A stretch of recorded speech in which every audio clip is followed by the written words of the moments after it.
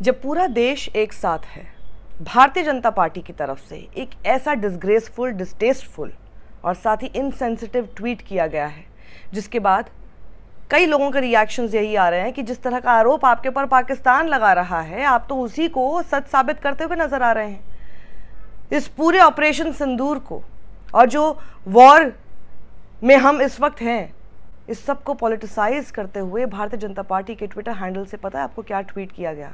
देखिए, लिखते हैं, the message to the enemies is loud and clear, don't mess with us. Unlike, मतलब जब यूपीए की रेजीम थी, जो उनकी पैसिविटी थी, उनकी तरह हम नहीं है। न्यू इंडिया, जो नया भारत है, इसमें फ्यूटाइल पीस टॉक, शांति वार्ता करने का ना पेशेंस नहीं है। हैशटैग ऑपरेशन सिंदूर। जब आप इसको ये कह देते हैं तो सोचिए फिर क्यों नहीं, जब ये आरोप लग रहे हैं कि क्या बिहार चुनाव में इसे इनकैश करने की कोशिश होगी। आप खुद ही ये बात बोल रहे हैं। पाकिस्तान ये आरोप लगा रहा है कि भारत में ये सब कुछ राजनीति के लिए किया जा रहा है। पूरा देश, पूरी जनता एकजुट होकर, आंखों में आंखें डालकर पाकिस्तान की एक साथ खड़ी हुई थी, सरकार के साथ खड़ी थी। और भारतीय जनता पार्टी का हैंडल क्या ट्वीट करता है, तो फिर इस तरह के रिएक्शन आएंगे ही। देखिए, पत्रकार रोहिणी सिंह लिखती हैं, pathetic post by the BJP, what makes it even more pathetic that it's being done at this time when the nation is United. और भी ज्यादा डिस्गस्टिंग और पैथेटिक ये हो जाता है कि जब पूरा देश इस वक्त एकजुट है, ये उस टाइम पर किया जा रहा है। यशवंत देशमुख, जो सेफोलॉजिस्ट है, लिखते हैं, absolutely disgraceful campaign by Bharatiya Janata Party which pledge right into the hands of our enemies. जो हमारे दुश्मन चाहते हैं, बिल्कुल उनके हाथ में जिस तरह से परोस कर अगर भारतीय जनता पार्टी दे सकती थी तो वो किया है। पाकिस्तानी मीडिया तो यही कह रही है कि आप ये सब कुछ पॉलिटिकल गेन्स के लिए कर रहे हैं, और इस तरह का स्टूपिड कैंपेन जब आप चलाते हैं तो आप उन्हीं के दावों को लेजिटिमेसी देते हैं, सही साबित कर रहे हैं। This is not the time for political differences. इस समय पे हमारे राजनीतिक मतभेदों का समय नहीं है, हमारे पॉलिटिकल डिफरेंसेस का टाइम नहीं है, बट ऐसा समय है जहां सबको एक साथ लेकर चलना है, फिर चाहे वो विपक्ष हो। ये यूपीए के समय में ये किया गया, वो किया, तो फिर वो लोग भी ये सब चीजें करेंगे। ये क्या समय है इन सब चीजों का? ये what the hell is this? ये क्या कर रहे हो आप भारतीय जनता पार्टी? लावण्या बलाल कांग्रेस की तरफ से कहती है, the message is loud and clear, the BJP has no qualms in using the situation for politics. ये तो बिल्कुल मैसेज लाउड एंड क्लियर है कि कोई भी मौका, जिसे कहते हैं ना आपदा में अफसर, जिसका खुद ही नामकरण किया है इन्होंने, कोई भी मौका गंवाना नहीं चाहती कि उसको पॉलिटिसाइज कर सके या फिर उसको अपने राजनीतिक फायदे के लिए इस्तेमाल कर सके। यार शाह लिखते हैं, elections come first, everything comes later. सबसे पहले चुनाव, बाकी सब कुछ बाद में आता है। शरद ज्योति लिखते हैं, the nation is at war and these guys are doing PR stunts, god save this country. ये पीआर नहीं है तो फिर और क्या है? तुरंत ये ट्वीट डिलीट करना चाहिए। पहलगाम के हमले के विदिन 1 घंटे के किस तरह का ट्वीट तब बीजेपी छत्तीसगढ़ के हैंडल ने किया था, जो उसे डिलीट करना पड़ा था कि धर्म नहीं जाति पूछी।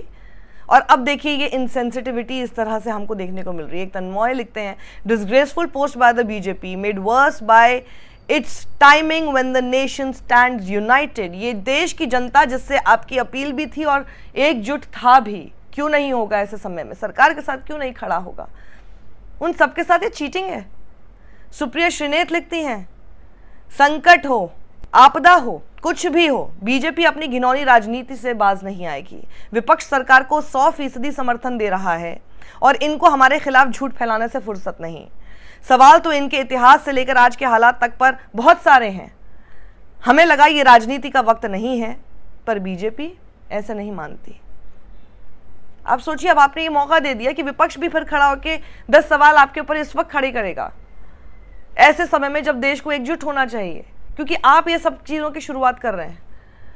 पवन खेड़ा लिखते हैं, तो अब राजनीति करनी है, राजनीति करने का टाइम आ गया। सरकार को विपक्ष के साथ की जरूरत नहीं है। अब क्या अब एकजुटता का संदेश नहीं देना है? सरकार और बीजेपी इस बात को स्पष्ट करे, अब स्पष्ट कर दे, उसके बाद फिर विपक्ष भी वही सब चीजें करने लगेगा। कर लो फिर एकजुटता एकजुटता। अशोक कुमार पांडे राइटर हैं, लिखते हैं, विपक्ष और देश को एकता की शिक्षा देने वाले इस मौके पर राजनीति क्यों कर रहे हैं? हो जाएगी इस पर भी बहस, कम से कम अभी के हालात तो टल जाने दें। मतलब ये तो फिर बहस की बात है ना। आप किसी पे आरोप लगाओगे, फिर वो भी आपके पास आपके ऊपर 10 तरह के आरोप लगा दोगे, लेकिन आपको क्योंकि लग रहा है कि सामने वाला तो अभी चुप बैठा हुआ है, तो चुप लेकिन क्यों बैठा है? क्योंकि सब एकजुट होना चाह रहे हैं और चाहते हैं कि ऐसी घड़ी में तू मैं ना करें, तुमने ये किया था वो किया था, आरोप प्रत्यारोप व्हाट अबाउटरी में ना पड़े, क्योंकि फिर फोकस डिस्ट्रैक्ट होता है। इस वक्त फोकस हमारी इंडियन आर्म फोर्सेस को चाहिए, हम सब लोगों का साथ। राहुल देव वरिष्ठ पत्रकार हैं, लिखते हैं the shameful tweet will be remembered for its cheapness, gracelessness, cussedness and political obscenity. Dear BJP, shame on you. Arvind Gunasekar पत्रकार हैं, लिखते हैं Most of the opposition parties stand united with the government backing our armed forces, none indulged in petty politics. किसी ने भी छोटी ओछी राजनीति नहीं की ऐसे मौके पर, लेकिन alas BJP and it's infamous IT wing at it again, इनका अपना आईटी सेल जिसका काम ही यही है भद पिटवाना, और बीजेपी मतलब एक बार फिर वो हरकत करती हुई नजर आती है। May be to divert the setback in IMF में जो सेटबैक हुआ है, आपको पता है आईएमएफ में किस तरह का डिप्लोमेसी सेटबैक, और हमारे देश के लिए बहुत बुरी खबर है। आईएमएफ में क्या हुआ है वो मैं आपको अगले वीडियो में बताऊंगी, जरूर देखिएगा वो, और इस वीडियो को ज्यादा लोगों तक शेयर कीजिए, और सारी अपडेट्स के लिए आप हमारे साथ बने रहिए। इस वक्त मैं आपको एक अपडेट बता देती हूँ, जो प्रेस कॉन्फ्रेंस हुई है आज एमईए की, उसमें क्या बातें निकल कर आई हैं। कर्नल सोफिया कहती हैं ब्रह्मोस फैसिलिटी सुरक्षित है, पाकिस्तान का झूठ बेनकाब हुआ है। कर्नल सोफिया कुरैशी ने कहा कि पाकिस्तानी सेना पश्चिमी सीमाओं पर लगातार हमले कर रही है। उसने भारत के सैन्य ठिकानों पर हमला करने के लिए ड्रोन, लंबी दूरी के हथियार, युद्धक हथियार और लड़ाकू विमानों का इस्तेमाल किया है। पाकिस्तान ने मिस इन्फॉर्मेशन का सहारा लेते हुए आदमपुर स्थित S-400 प्रणाली, सूरतगढ़ व सिरसा के हवाई अड्डों, नगरोटा के ब्रह्मोस बेस, देहरागिरी के तोपखाना पोजीशन तथा चंडीगढ़ के अग्रिम गोला बारूद डिपो को नष्ट करने के झूठे दावे सोशल मीडिया पर फैलाए। भारत इन फॉल्स नैरेटिव्स को पूर्णतः खारिज करता है। पाकिस्तान सेना ने पूरी पश्चिम मोर्चे पर लगातार आक्रामक गतिविधियां जारी रखी। उसमें यूकैप drones, long range weapons, loitering munitions और लड़ाकू विमानों का उपयोग कर भारतीय सैन्य ढांचे को निशाना बनाया। नियंत्रण रेखा पर भी ड्रोन घुसपैठ और भारी कैलिबर हथियारों से गोलाबारी की। अंतर्राष्ट्रीय सीमा और एलओसी पर श्रीनगर से नलिया तक 26 से अधिक स्थानों पर हवाई घुसपैठ के प्रयास किए गए। पाकिस्तान बॉर्डर पर तैनाती बढ़ा रहा है, और साथ ही उन्होंने कहा कि पाकिस्तान ने 26 से अधिक स्थानों पर हवाई मार्ग से घुसपैठ करने की कोशिश की। उन्होंने उधमपुर, आदमपुर, भुज, पठानकोट और बठिंडा स्टेशन में वायुसेना के ठिकानों पर हमारे उपकरणों और कर्मियों को नुकसान पहुंचाया। उन्होंने पंजाब के वायुसेना बेस को निशाना बनाने के लिए रात 1:40 पर हाई स्पीड मिसाइलों का इस्तेमाल किया, और उन्होंने स्वास्थ्य सुविधाएं और स्कूलों पर भी हमला किया।